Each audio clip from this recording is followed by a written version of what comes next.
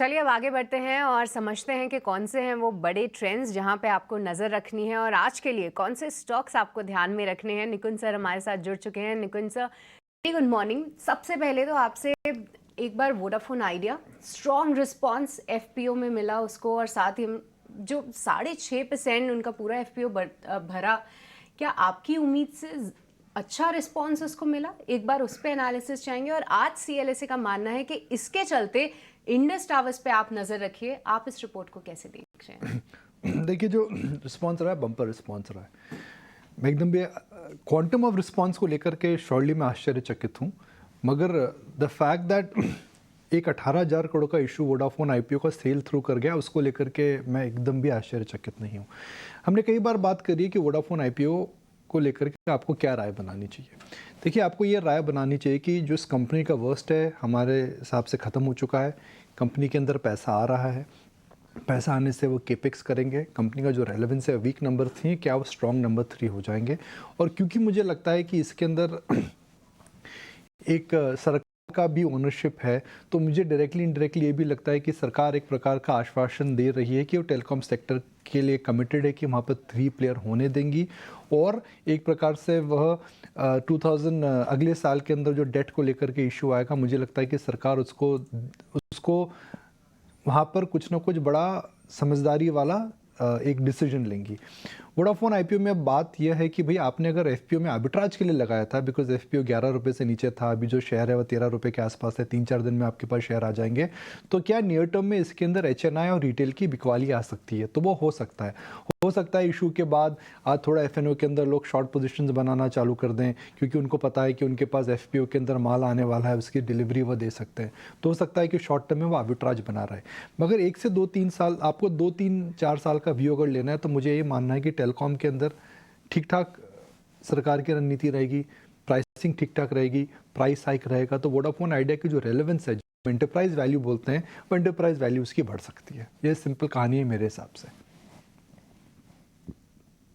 निकुंज sir, good morning. Sir, बाजार पर एक व्यू दीजिए, क्योंकि हम देख रहे हैं कि थोड़े जियोपॉलिटिकल टेंशन कम हो रहे हैं, मिडिल ईस्ट में तनाव घटा है और नतीजों का सीजन भी हमारा फुल फ्लेजेड अप शुरू हो चुका है। तो क्या ग्लोबल क्यूज को दरकिनार करके डोमेस्टिक क्यूज पर ही बाजार अब यहाँ से आगे की चाल दिखाएंगे और इलेक्शन पर ही नजर होगी आगे?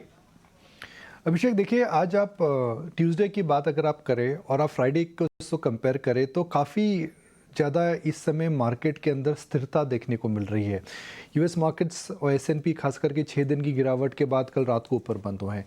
युद्ध को लेकर के हमने कोई नई टिप्पणी, कोई नया कमेंट या कोई नया हमें संकेत नेटो से या फिर यूएस, यूनाइटेड स्टेट्स से या फिर यूरोप के कोई बड़े देश से नहीं मिला है। तो मुझे लगता है जो मिडल ईस्ट में हुआ था हाल फिलहाल, लगता है वो बैक सीट पर आ चुका है।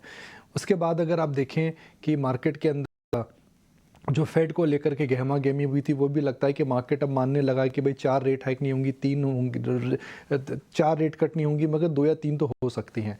और तीसरी जो चिंता का विषय था मार्केट के लिए, वह था एफआई की सेलिंग। मुझे लगता है वो पूर्ण रूप से अभी संपूर्ण नहीं हुई है।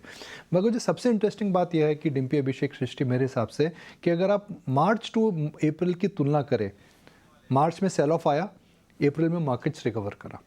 तो मार्च का जो सेल ऑफ था उस समय स्मॉल कैप इंडेक्स और आज का जो स्मॉल कैप इंडेक्स है वो ऑल टाइम हाई से सिर्फ 1% दूर है। 1% इतनी लंबे उछाल के बाद और इतनी लंबी तेज़ी के बाद कुछ नहीं मैटर करता है।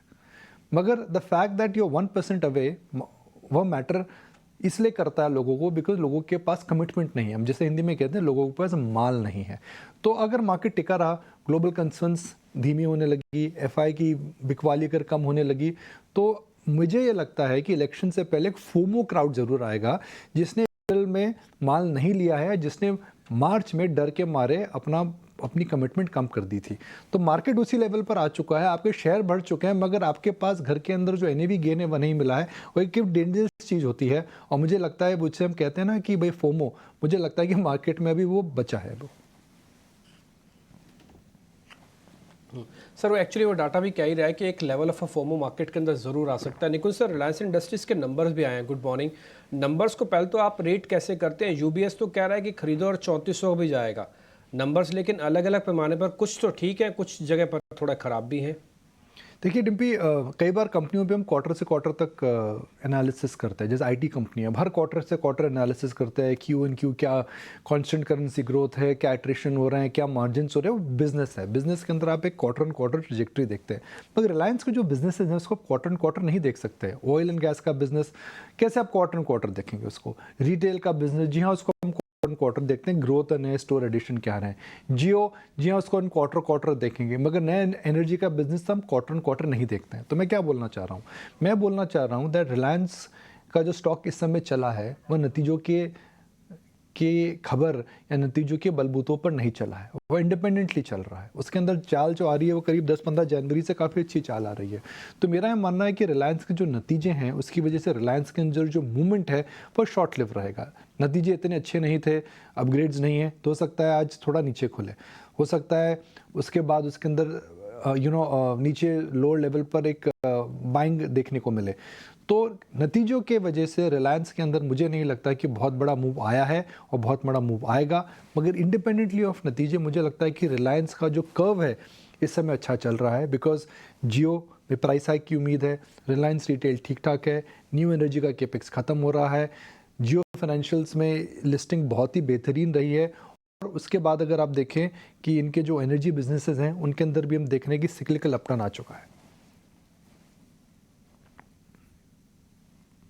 ठीक है निकुल सर, बहुत बहुत शुक्रिया, थैंक यू वेरी मच ये सभी क्वेश्चंस का जवाब देने के, और बहुत बहुत शुक्रिया फिर से आज समय निकालने के लिए, बहुत बहुत शुक्रिया, थैंक यू। आगे बढ़े, जरा कुछ खबरों वाले शेयर्स भी पता कर लेते हैं। हमारे मेहमान भी हमारे साथ जुड़े हुए हैं। विशाली, पहले मैं आपसे ले रहा हूँ एक पटेल इंजीनियरिंग का शेयर, आप चेक करना। ये बंद हुआ है करीब कल 62-63 रुपये के आसपास, और इसमें ना QIP लॉन्च हुआ है, 400 करोड़ रुपए का QIP है।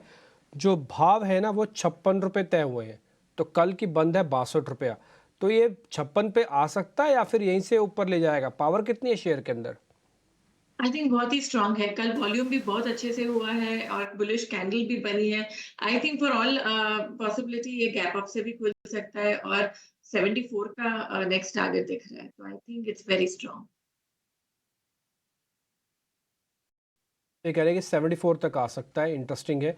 और ये शायद डिप ना भी दे क्योंकि स्ट्रांग है, कल मूवमेंट अच्छी है, गैप भी है। आपको मैं अपनी स्क्रीन का अगर चार्ट दिखाऊंगा तो आपको क्लियर हो जाएगा। और हमारे प्रोड्यूसर साहब भी बहुत बढ़िया काम कर रहे हैं कि शेयर के बारे में स्टैंप लगा रहे हैं ताकि पता लगे कि हमको एक्चुअली में करना क्या है इसमें। तो पटेल इंजीनियरिंग पे जो खबर आई है, भले डिस्काउंटिंग के साथ है QIP, बड़े शेयर ज़्यादा टूटना नहीं चाहिए।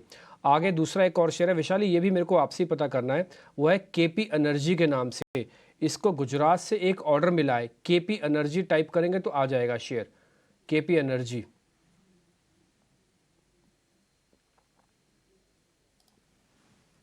ओके, 371 का और 391 मिनट। ओके, हाँ जी, बताइए। Yes so yes. ये भी, यस, सो ये भी एक वॉल्यूम तो कई दिनों से एक पिकअप आ रहा है। अब टेक्निकली भी एक हायर बॉटम फॉर्मेशन बन रहा है।